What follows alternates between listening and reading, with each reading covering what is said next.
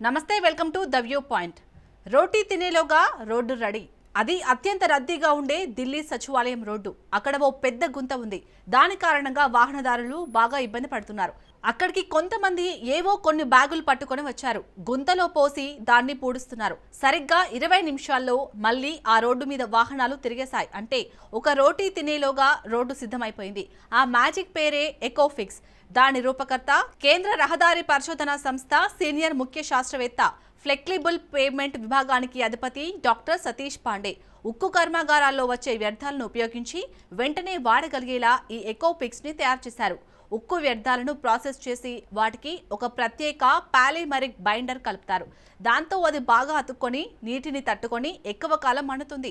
10 నుంచి 20% ఖర్చు తక్కువ, మన్నిక ఎక్కువ అని సతీష్ పాండే తెలిపారు. కర్ణాటకలో 141వ నెంబర్ రాష్ట్ర రహదారిపై గుంతలను ఎకోఫిక్స్ తో పూడ్చి చూపించారు. గుంతలో నీళ్లు తీయకుండానే మరమ్మత్తు చేసి వెంటనే ట్రాఫిక్ పునరుద్ధరించడంతో రాష్ట్ర ప్రభుత్వం సిఎస్ఐఆర్ సిఆర్ఆర్ఐతో ఒప్పందం కుదుర్చుకుంది. ఢిల్లీలో ఒకే రోజు 3400 గుంతల్ని దీంతో పూడ్చారు. ఆంధ్రప్రదేశ్లో ఆర్అండ్బి మంత్రి బీసీ జనార్దన్ రెడ్డి సమక్షంలో రాజధాని అమరావతి ప్రాంతంలో గుంతలను ఎకోఫిక్స్ తో పూడ్చి చూపించారు. ఈ క్రమంలో విశాఖ ఉక్కు కర్మాగారంలో ఉన్న దాదాపు 20 నుంచి 30 లక్షల టన్నుల వ్యర్థాలను దీనికి ఇచ్చేందుకు ఏపీ ప్రభుత్వం హామీ ఇచ్చింది.